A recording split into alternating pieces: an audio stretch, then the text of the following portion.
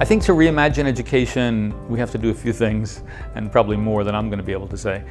But first, I think it would help if we embrace failure, if we give kids more experience in education, and I think that's K-12 and higher ed, as much experience as possible. I think the second that goes along with that is bringing commercial and social interests into the classroom, into the coursework, into the lecture hall, and making that part of the education itself. And I think learning or teaching relevant tools. We've got modern tools, and I think the education system hasn't necessarily embraced all the tools so that students at any age learn basically things that they can use to solve problems.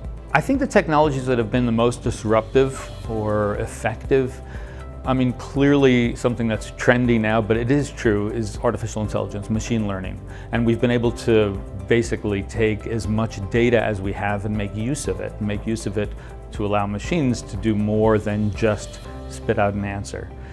They can now solve problems. I think that's really important.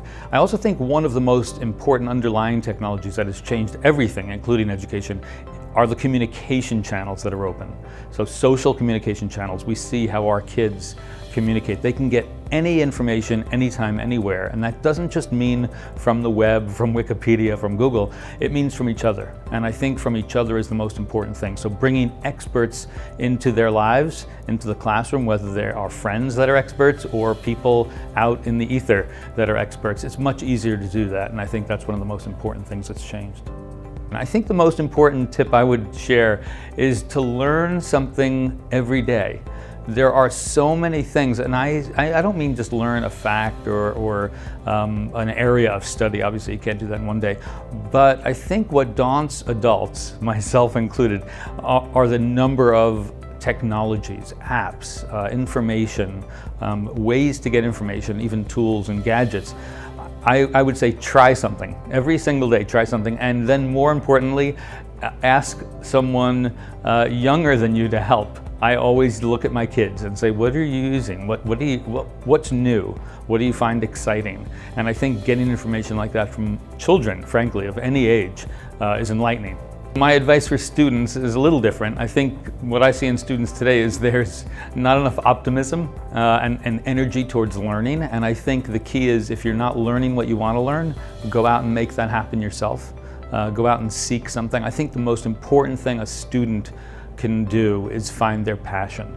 And if you haven't found it yet, keep looking. And that means if you're 30, 40 years old, it doesn't matter what age student you are, keep looking. And that goes along with trying things. Try things until you find your passion. I think passion is the most important thing in success.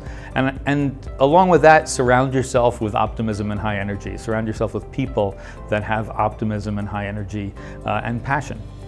So far the Reimagine Education Conference has been great. It's a great place to network, a great place to learn.